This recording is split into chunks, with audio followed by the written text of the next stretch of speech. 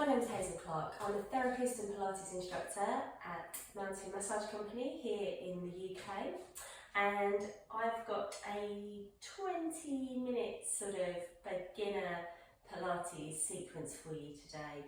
We're actually going to start on the mat today, so we're going to start laying on our backs in our Pilates rest position. You'll need just maybe a small folded up towel or a thin cushion just for under the back of your head. So we're going to go through some sort of more basic beginner friendly moves today,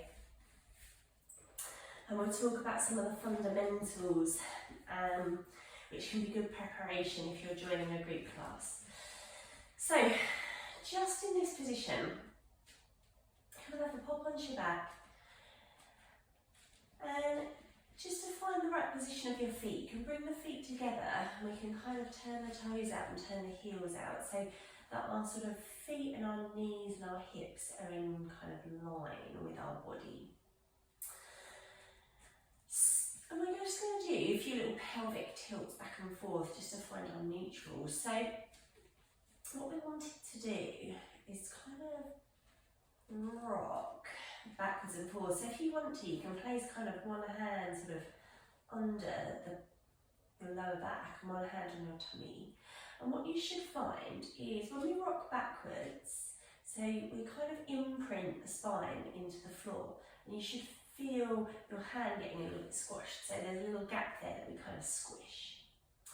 And then when we rock forwards, we kind of create a little bit more of a gap under there.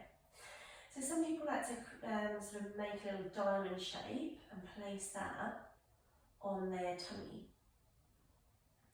And it's just that feeling of rocking back and forth. So we're kind of rocking down towards our thumbs and then rocking down towards our fingertips. I like to imagine like a little marble or a ball on my tummy, and I'm rolling that marble kind of back towards my ribcage and then forwards and off between my legs. So in order to sort of find our kind of neutral spine position, we kind of want to come to a little stop halfway in between those two positions. So that's going to be your neutral, and that will be different for everybody. And then we want to think about switching on pelvic floor and lower tummy. So if you bring your fingertips to the kind of pointy, sticky outy bits of the front of your pelvis here, and bring them sort of in a good inch and down a good inch. So we're sort of somewhere above where like, you know, maybe low slung bikini line might be, or sort of pair of Speedos might be. And we're going to talk about sort of switching on pelvic floor and lower tummy. So for women, if we think about switching on around back passage first, so we're sort of pulling up and in, and then pulling up and in through front passage.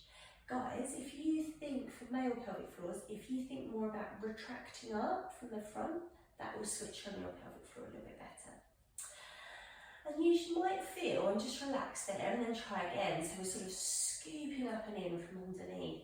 And what you might feel is a little firming, a little hardening of the muscle in the low down tummy here. So it's not a big bracing, so we shouldn't sort of be tensing everything in the front of our body. It's really easy to kind of over recruit some of that muscle when we're first getting used to it. It's just a tiny subtle movement. Some people like to imagine a belt being tightened around the hips. So that's kind of setting our lower tummy, setting our centre in Pilates. So you want to think about keeping that centre set and switching on and keeping that sort of spinal pelvic neutral when we're doing these exercises. And we're going to start with our one leg stretch. So switch on through tummy and pelvic floor, keep that lower back in neutral, so nothing else moves. You can have your hands on the front of your pelvis here, and we're going to slide one leg away and draw it back in. Nice and easy, right? And let's swap to the other side. So this is our one leg stretch in level 1, and what we're trying to achieve here is we want to prevent the body from rocking and rolling from side to side, and we want to keep that spine in neutral. So if you find you're bowing and swaying away, we just want to think about recruiting a little bit more through that tummy to keep everything nice and stable. hands could just be down to the side here. So think about that belt being tightened around the pelvis and dragging back in. So I like to talk about, kind of imagine you're laying on a lovely sandy beach and we are just digging a little groove into that sand and we are deepening that groove as we draw that leg back. And as we're doing this, let's just think about the head and the neck. So let's make sure the head and the neck are nice and relaxed. We've got that chin just gently tucked. So we talk about sort of imagining that we're holding like a peach or a ball or something under our chin. It just creates length through the back of the neck and it stops the head from rocking back and the chin from poking out. Good. Let's just go one more on each side. And then we're going to go for our hip twist. So this is a really nice one for pelvic stability. So what we're doing is allowing one knee to float out to the side without the lower back and the pelvis kind of rolling with you. So we're just floating one leg out to the side, drawing back in, floating the other leg out to the side. Now, if you were to glance down, we want to keep that other knee perfectly still. So we're having to recruit muscles across our tummy here in order to keep that nice and still. So it's very easy to kind of rock and go with the leg here. So it's very easy to kind of like roll the body. So we want to try and keep the front of that pelvis facing up towards the ceiling. So again, we love a bit of imagery and imagination in Pilates. So imagine you've got like a couple of headlamps coming out the front of this, the bony bit of your pelvis here, the front of your pelvis. And imagine those headlamps, those spotlights staying fixed on the ceiling in front of you. Lovely, let's go one more each side. And again, just think about that length through the back of the neck, the chin is gently tucked, the shoulders are just down, away from the ears. Last one. And we're going to go for a little bit of our arms now. So let's bring the hands overhead. So I should just point out that I can't fully straighten my elbows. So when I say straight arms, I'm always going to look a little bit like I've got a bent elbow here, okay? But yours will probably go straight. So my hands are above my shoulders, and what I'm going to do first of all is just do a few little scapular isolation, scapular push-ups. So what I'm going to do is just reach up towards the ceiling and then try and squeeze my shoulder blades together. Reach up towards the ceiling, just an inch probably you'll get, and then try to squeeze, draw those shoulder blades together at the back of your spine. Allow them to release, reach up, feel them separating, gliding around the ribcage, and then just a gentle squeeze of them together. You won't be able to get them fully together because you're laying on them, so they won't be able to move too far, but we're just getting that sense that we can move the scapulars, they can glide around the ribcage. Don't forget about that tummy, don't forget about that neutral spine. Let's keep that little tiny gap nestled under our lower backs. Let's just do one more up and over, and again, halfway in between those 2 points is about where we want to keep the shoulders.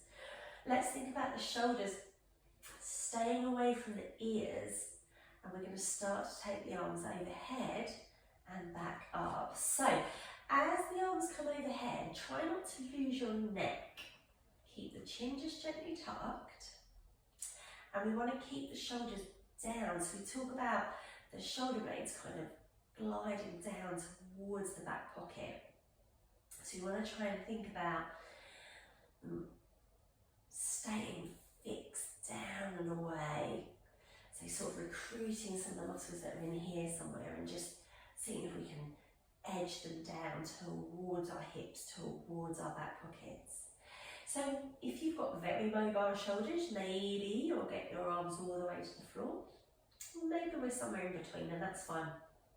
But let's think now about keeping the back nice and still. So as you take the arms overhead, make sure we're not bowing with the body. So keep the back of the rib cage fixed sort of down towards the mat, and keep that lower tummy in neutral. So we want to keep that spine position in our neutral spine. If you've lost it, if you're not quite sure, you can do a couple of little pelvic tucks tilts, find that little position again. And we're just going for our overhead reach for a couple more breaths. And let's go for one more. And bring the arms down.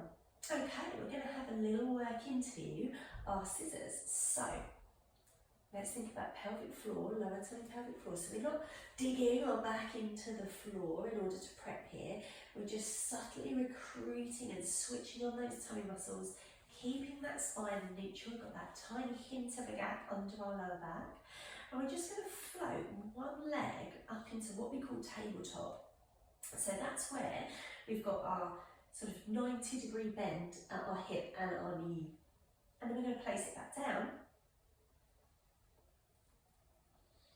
Deepen that abdominal connection as you cross over. And let's bring the other leg up into single leg tabletop. And float it back down. And just bring your fingertips to your pelvis again, and make sure that as we're rocking from side to side, as we're floating the legs from side to side, we're not rocking from side to side. So we want to keep that pelvis, those headlamps fixed up onto the ceiling above us. And we're thinking about trying to keep that 90-degree bend at the knee as well. So with this scissors, it's quite a simple move, but what we're thinking about is sort of closing down the angle at the front of the hip here. So where the movement comes from the hip and not the knee. So it's quite easy to sort of just come into this kind of flappy leg position here. I want you to think about fixing the knee and drawing up from the hip and place it back down. So fix the knee, lock the knee, and then we draw in from the hip and we lower down from the hip. Fix in from the knee, draw in from the hip, and lower down. Let's go one more each side. And just double check that we're not sort of gripping too much with our head and our shoulders and our neck. That can happen quite a bit when we sort of view to it. One more, I've got a little bit of cramp in my foot. And come back down there. Okay, we're just going to ease the lower back off into a little stretch called hip twist level 2. So I'm going to bring the knees and the feet together, and my arms are going to come out to the side. I'm going to have my palms facing up. And I'm going to allow both knees to float over to one side. So my top foot has peeled off the floor and is now resting on my bottom foot. I'm going to use these tummy muscles to draw the legs back up towards the ceiling. And I'm going to allow them to float over to the other side. So how far you go is going to be dependent on how mobile you are in your spine and how you're feeling today. But this is a really wonderful movement to mobilise the spine, and it also starts to work our oblique muscles just a little bit. Okay, we've got 2 more exercises in this position. 3 more actually, sorry. And draw those knees back in. And we're going to go for a little bit of what we call abdominal preparation. So bring your feet back into parallel. So arms can come back down to, actually hands can come to the back of your head now. So we've just got a very light touch on the back of the head. So with our abdominal preparation exercise, what we're trying to do is work our upper abdominals just a little bit more. So we still think about switching on through pelvic floor, drawing up and in, around back passage, around front passage, or for guys, retracting up. Think of that imaginary belt tightening around the hips, around the pelvis. And this time, we're going to curl up and have a little look over our knees. and roll back down again. So there's a little bit going on here. The hands are at the back of the head in order to try and support a little bit of the neck, because the head's a really sort of heavy object for your body to lift off the floor.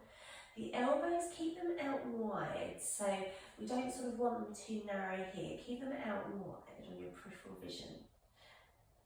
And we want to think about keeping that chin tucked, so the back of the neck is nice and long.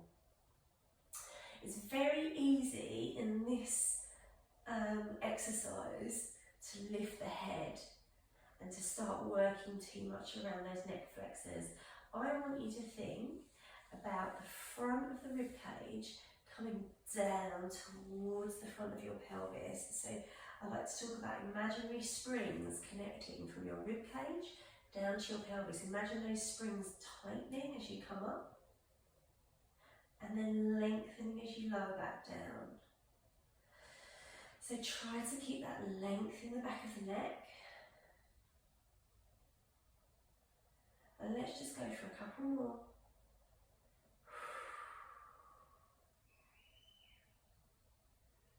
And let's do one more.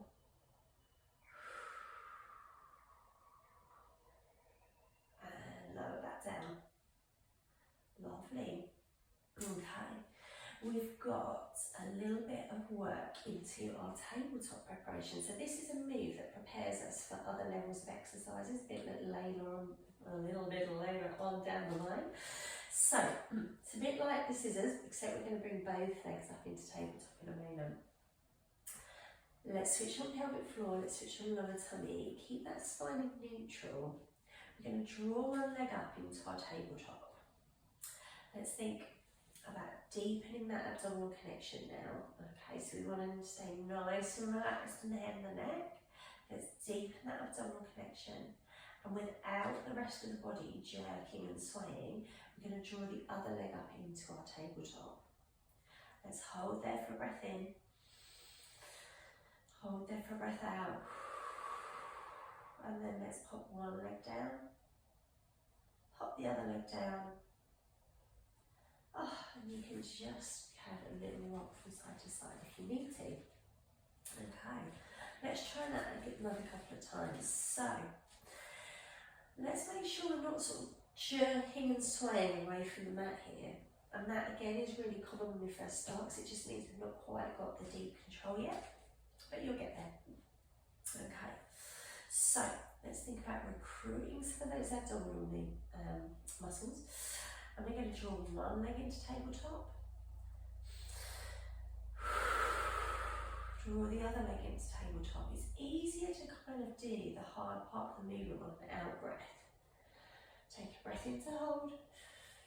And on an out breath, let's pop that foot back down. Pop that other foot back down. Let's just go one more time. So, breathe into repair, switch on through the abdominals, draw one leg into tabletop, draw the other leg into tabletop, hold there for a breath in, pop one leg down, pop the other leg down. And if you want to, you can bring those knees in and give yourself a little hug and a little rock from side to side.